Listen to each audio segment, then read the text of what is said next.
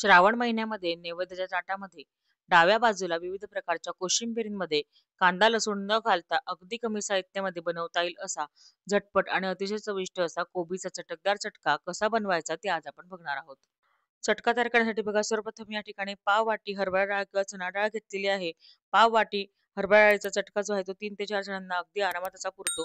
सर्वप्रथम आता आपण ही हरभरा डाळ जी आहे ती 2 ते 3 वेळा पाण्याने स्वच्छ धुवून घ्यायची आहे. स्वच्छ धुवून घेतल्यानंतर आपल्याला ही डाळ आहे ना, ही 2 ते 3 तास छान अशी भिजत घालायची आहे. म्हणजे ती खूप छान अशी फुलते.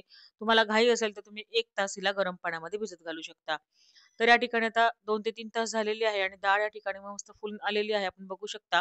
ही डाळ आता आपल्याला मिक्सरमध्ये घालून थोडी चरमरीत अशी वाटून घ्यायची आहे. यामध्ये आपण तिखटपणा येण्यासाठी 3 हिरव्या मिरच्या घेतलेल्या आहे.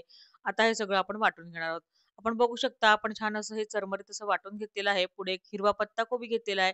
छान अगदी ताजा हिरवागार असा. त्यानंतर आपल्याला तो पत्ताकोबी जो घेतलेला आहे तो छान असा थोडा जाडसर असा किसून घ्यायचा आहे बघा. तर जाड किसणी घेतलेली बघा, जाडसर अशी बाजू घेतलेली आहे आणि 1.5 वाटी पत्ताकोबी आपल्याला या ठिकाणी किसून घ्यायचा आहे. पत्ताकोबी बघा, या ठिकाणी आपण थोडा जाडसर किसून घेतल्यामुळे याला अजिबात पाणी सुटलेलं नाही. आपण जर बारीक किसणीवर किसून घेतलेला असेल तर थोडं पाणी आपल्याला यातलं पिळून घ्यायचं आहे. पुढे बघा, आपण किसून घेतलेला जो पत्ताकोबी आहे तो एका बाउलमध्ये काढून घेतलेला आहे. त्यामध्ये 1.5 वाटी आपण घरचं बनवलेलं ताजं दही टाकून घेतलेलं आहे. आपण सुद्धा कमी आंबट असेल दही या ठिकाणी वापरायचं आहे. नंतर त्यामध्ये आपण मगाशी वाटून घेतलेल्या डाळी आणि मिरचीचं जे मिश्रण होतं, ते मिश्रण आपण यामध्ये घालून घ्यायचं आहे आणि छान असं आपण याला मिक्स करून घ्यायचं आहे. बघा, छान असं आपण याला मिक्स करून घेतलेलं आहे. पुढे आपण यामध्ये चवीप्रमाणे मीठ टाकून घेतलेलं आहे. 1 चमचा साखर टाकायची आहे आणि भरपूर अशी बारीक चिरलेली हिरवी कोथिंबीर.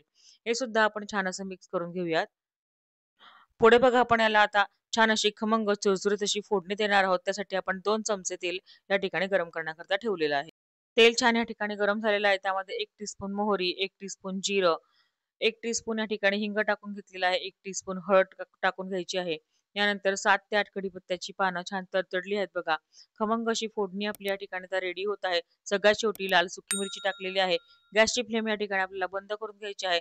छान खमंग अशी फोडणी या ठिकाणी रेडी झालेली आहे. ती आपल्या तयार केलेल्या मिश्रणात टाकून घ्यायची आहे. आपला मस्त चटकदार असा कोबीचा चटका या ठिकाणी रेडी झालेला आहे. हा चटका खूप चविष्ट लागतो आणि अतिशय कमी साहित्यामध्ये झटपट असा बनवून तयार होतो. हा एक कोशिंबीरचा प्रकार आहे. डाव्या बाजूला नवऱ्याच्या ताटात वाढण्यासाठी अतिशय उत्तम अशी रेसिपी आहे. पत्ताकोबी नसेल तर नुसतं डाळीचा चटका सुद्धा खूप छान असा लागतो. इतका छान लागतो की भाजी सुद्धा तुम्हाला गरज लागणार नाही. रेसिपी नक्की ट्राय करून बघा आणि रेसिपी आवडली असेल तर रेसिपीला लाईक आणि शेअर जरूर करा. तसेच माझ्या चॅनल पंख खानदेशीला नक्की सबस्क्राईब करा. धन्यवाद.